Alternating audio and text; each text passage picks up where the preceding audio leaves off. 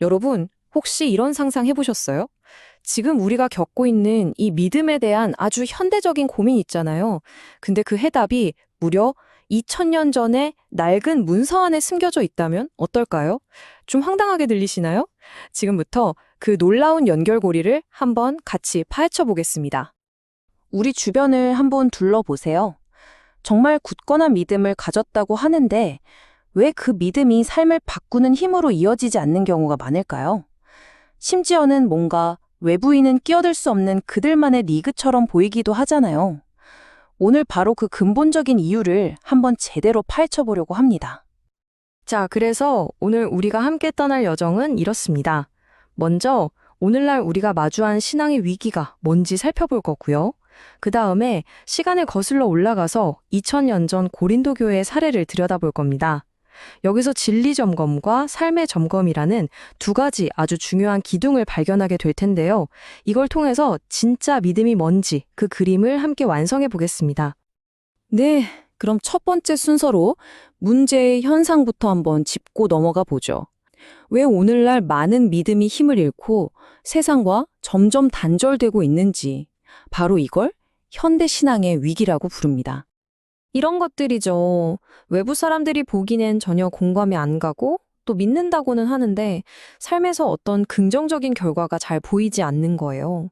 그러다 보니 점점 그들만의 배타적인 모임, 어떤 사적인 축제처럼 느껴지게 되는 거죠. 근데 이게 그냥 비판하자는 게 아닙니다. 우리가 흔히 갖는 의문 있잖아요. 왜 저 사람들은 우리랑 다른 세상에 사는 것 같지? 또는 분명 믿는다고 했는데 왜 삶은 그대로일까? 바로 이 불편하지만 아주 중요한 질문들, 여기서부터 우리의 이야기가 시작됩니다. 자, 그럼 이 문제의 해답은 어디서 찾을 수 있을까요? 여기서 아주 흥미로운 반전이 있습니다. 우리는 시간을 무려 2000년 전으로 거슬러 올라가서 고린도라는 고대 도시로 가볼 겁니다. 정말 놀랍게도요, 그곳의 사람들도 지금 우리와 거의 똑같은 고민에 빠져 있었거든요. 당시 고린도 교회가요, 정말 심각한 위기 상황이었습니다.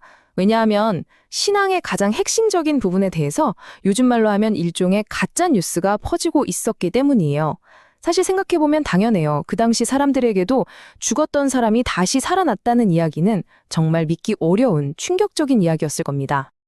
그러니까 이런 식의 이야기들이 퍼진 거예요. 아니, 육체적으로 부활한 게 아니라 그냥 영적으로 부활한 거겠지, 라던가.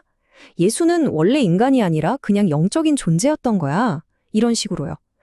핵심은 뭐냐면 믿기 너무 어려운 그 핵심 이야기를 자기가 이해하기 편하게, 그럴듯하게 재해석한 거죠.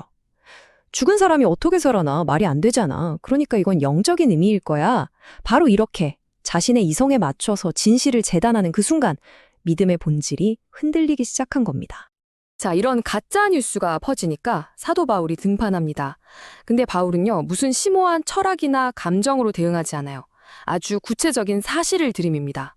보세요. 게바에게 그리고 12제자에게 그 후에는 500명이 넘는 형제들에게 한꺼번에 보이셨습니다. 심지어 그 사람들 대부분이 지금도 살아있습니다. 라고요. 이게 무슨 뜻이겠어요? 이건 사실상 못 믿겠으면 직접 가서 물어보세요. 라는 정말 강력한 팩트체크 요구였던 거죠. 바로 이 바울의 대응에서 우리는 문제 해결의 첫 번째 기둥을 발견하게 됩니다. 그게 바로 진리 점검이에요. 무슨 말이냐면 믿음이라는 건 그냥 내가 좋다고 느끼는 감정이나 그럴듯한 이야기가 아니라 명확한 사실의 뿌리를 둬야 한다는 겁니다. 근데 여기서 이런 질문이 들 수 있어요. 아니, 그냥 좋은 가르침을 믿으면 되는 거 아닌가? 왜 굳이 부활이라는 딱 하나의 역사적 사건이 실제로 일어났냐 아니냐가 그렇게까지 중요하지?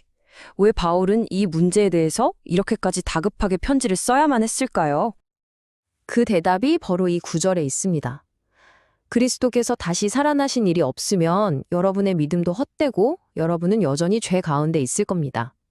바울에게 부활은요, 여러 믿음의 옵션 중 하나가 아니었어요. 이건 건물의 가장 핵심적인 주춧돌 같은 거라서 만약 이게 사실이 아니라면 그 위에 세워진 용서, 구원, 영원한 소망 같은 모든 것들이 한꺼번에 와르르 무너져 내리는 헛된 믿음, 말 그대로 의미 없는 믿음이 되어버리기 때문입니다. 네, 바로 이게 좋은 믿음의 첫 번째 기둥, 진리 점검입니다. 다시 말해서 내 기분이나 내 편의에 맞춰서 믿음을 바꾸는 게 아니고요. 원래의 기준점, 그 소스 텍스트로 계속 돌아가서 지금 내가 믿고 있는 것이 과연 사실인가? 하고 끊임없이 되묻는 태도. 바로 이걸 말하는 거죠. 자, 그런데요. 여기서 진짜 중요한 질문이 하나 더 나옵니다. 알겠습니다. 그게 역사적 사실이라는 건 알겠는데, 그래서요? 그게 지금 내 삶과 도대체 무슨 상관이 있죠? 바로 이 질문이 우리를 두 번째 기둥, 삶의 점검으로 이끌어갑니다. 바울이 이렇게 말합니다. 만약 우리가 그리스도 안에서 바라는 것이 단지 이 세상의 삶뿐이라면 우리는 모든 사람 가운데서 가장 불쌍한 사람일 겁니다. 이 말은요, 믿음과 실제 삶 사이의 엄청난 괴리를 정말 날카롭게 꼬집는 거예요. 우리가 영원한 생명을 믿는다고 말은 하면서 사는 건 오직 이 땅에서의 성공, 편안함, 돈 이런 것만을 위해서 산다면 그 믿음이 대체 무슨 소용이 있냐는 거죠. 바울은 그런 사람이야말로 세상에서 제일 불쌍한 사람이라고까지 말합니다. 바로 이 지전입니다. 입으로는 이 삶이 끝이 아니다. 영원한 실제가 중요하다고 말해요. 그런데 실제 살아가는 모습을 보면 어때요? 이 세상이 전부인 것처럼 살아요. 당장의 성공, 당장의 안락함, 눈앞의 이득에만 목숨을 거는 거죠. 바로 이 말과 행동 사이의 엄청난 간극, 이것 때문에 믿음이 힘을 잃는 겁니다. 이런 괴리가 계속되면 결국 어떻게 될까요? 하나님은 더 이상 경배와 찬양의 대상이 아니게 됩니다. 그냥 내 지상에서의 목표, 즉 성공이나 건강, 부를 이루기 위한 수단이나 도구가 되어버리는 거죠. 내가 간절히 믿고 빌면 내 소원을 들어주는 어떤 존재로 전락하는 거예요. 이것이야말로 믿음의 본질이 완전히 뒤틀려버린 상태라고 할 수 있습니다. 자, 그럼 이제 이 두 개의 강력한 기둥, 진리 점검과 삶의 점검을 한번 합쳐볼까요? 진정한 믿음은요, 그냥 머릿속에 있는 어떤 신념 체계가 아니에요. 혹은 죽어서 천국 가는 티켓 같은 것도 아니고요. 그게 아니라 하나님의 나라가 바로 지금 여기서 시작되는 역동적인 과정이라는 겁니다. 내가 믿는 그 근원적인 진리와 내 삶이 일치하도록 살아낼 때 그 변화된 삶을 통해 표현되는 것. 이 살아있는 과정 자체가 바로 진짜 믿음이라는 거죠. 그래서 오늘 이야기의 핵심을 딱 두 단계로 정리할 수 있겠습니다.